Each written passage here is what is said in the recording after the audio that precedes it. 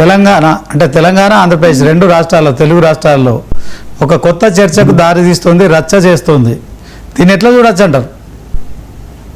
రచ్చ చేయడం లేదు, పాడు రచ్చ చేయిస్తున్నారు. రచ్చ చేయిస్తున్నారు, కొంతమంది కావాలని రచ్చ చేస్తున్నారు తప్ప ఆడెవడో పని ఇమ్మాలి పెట్టింది దాని గురించి మా రామ్మోహన్ గారు అంతో అసలు వాడు ఎవడో పనికిమాలినాడు. వాడికి అసలు భాష అంటే తెలియదు, యాస అంటే తెలియదు, మాండలికం అంటే తెలియదు.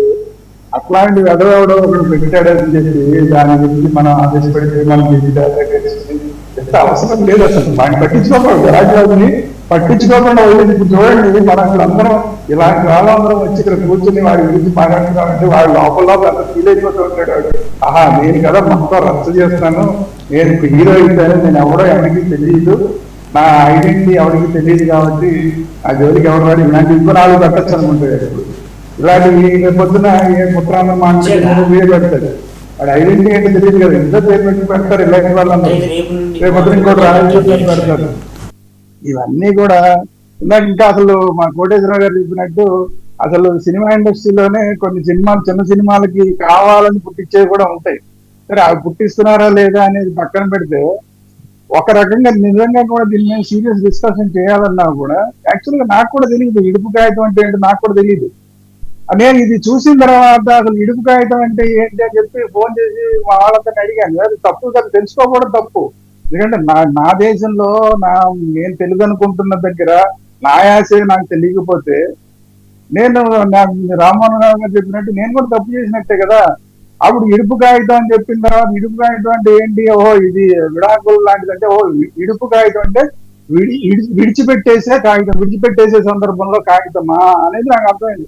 బాగుంది కదా, అది విడిచిపెట్టేసే సందర్భంలో కాగితం. పల్లెటూళ్ళలో మాట్లాడుకునే భాష విడుపు కాగితం, ఇడుపు కాగితం కాదు అది, విడుపు కాగితం, విడిచిపెట్టే సందర్భంలో రాసుకునే కాగితం. అది యాసలోకి వచ్చేసరికి ఏమవుతుంది, ఇడుపు అవుతుంది. విడుపు కాస్త ఇడుపు అవుతుంది. అంతకన్నా పెద్ద తేడా ఏం లేదు. చాలా సింపుల్ వర్డ్ అది, అందరికీ అర్థమయ్యేవాడు. తెలుసుకోకపోవడం తప్పు తప్ప వాడుకలో లేకపోవడం. ఇంకా అసలు చెప్పాలంటే మనందరి తప్పు ఇది. ఇప్పుడు రామ్మోహన్ రావు గారి తప్పు, నా తప్పు కూడా.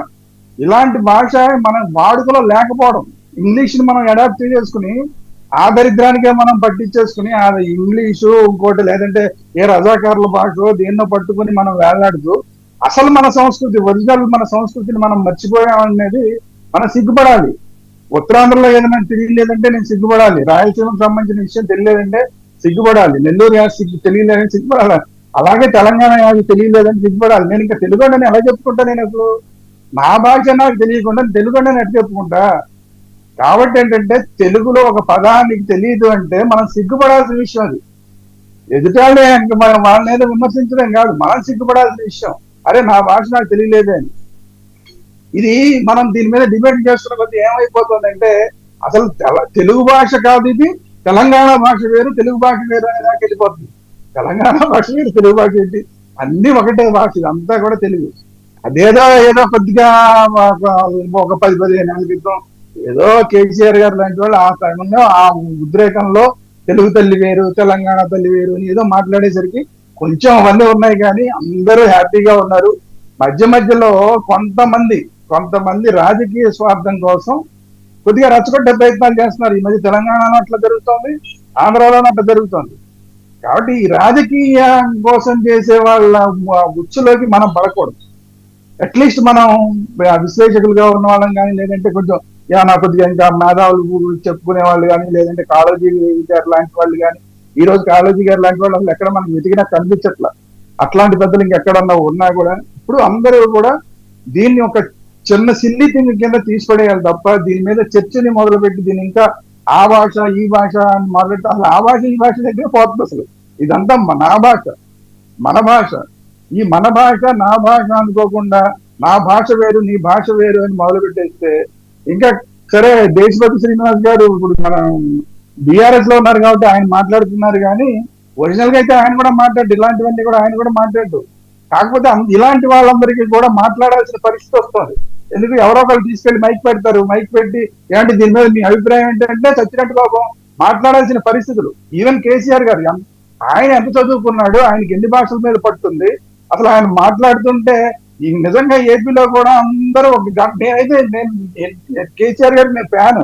అంటే ఆయన ఎప్పుడు ప్రెస్ మీట్ పెట్టినా ఆయన ఏం మాట్లాడాడని పక్కన పెట్టాడు, ఒక గంట సేపు అలా వింటా నేను.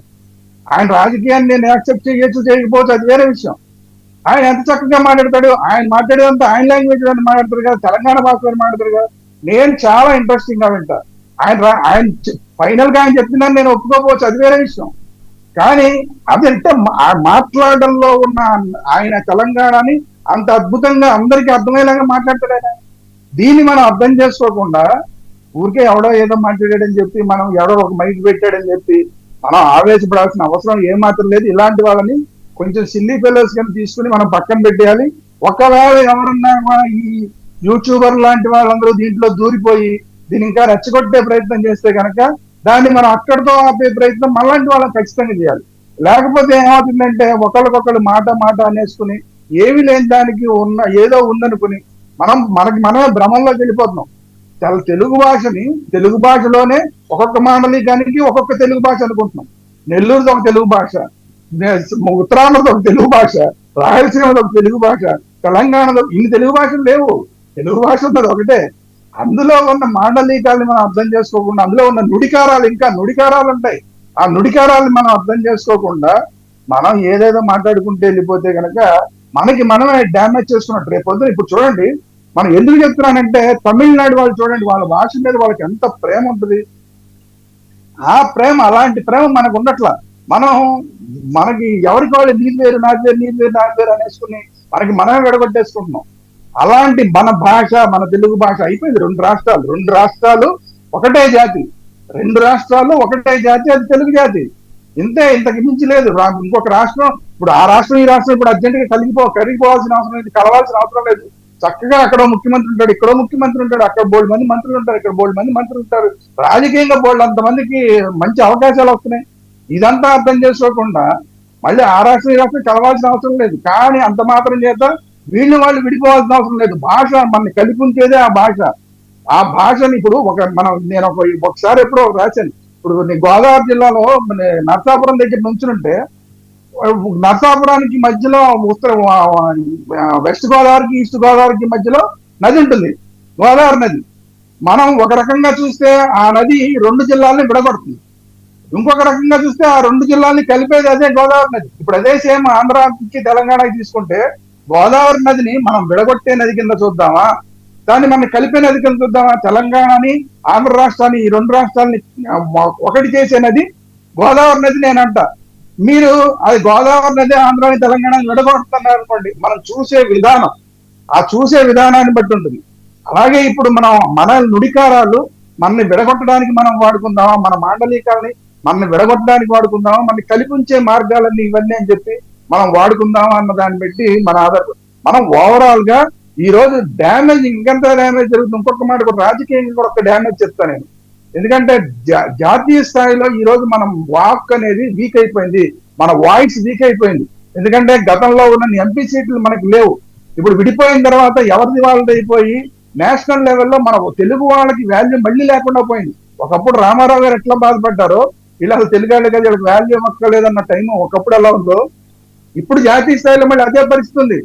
ఇప్పుడు మనందరం కూడా ఇలాంటివన్నీ మానేసి జాతీయ స్థాయిలో ఏకమై మనం మా తెలుగు వాళ్ళకి కావాల్సినది, మా తెలంగాణకి ఇది కావాలి, మా ఆంధ్రాకి ఇది కావాలి, మా రెండు విడిపోయినప్పుడు మీరు ఇన్ని చేశారు, ఆ ప్రామిస్ అన్ని మాకు ఇవ్వాలి అని చెప్పి మనం ఒక్కటిగా గలం విప్పలేకపోబట్టి ఇప్పుడు మనకు చాలా నష్టం జరుగుతుంది. కాబట్టి ఏంటంటే మనందరం ఈ నుడికారాల్ని, మన మాండలికాల్ని, మన జానపదాల్ని, అలాగే మన సినిమాల్ని, వీటన్నిటిని మన కలిపి ఉంచే సాధనాలుగా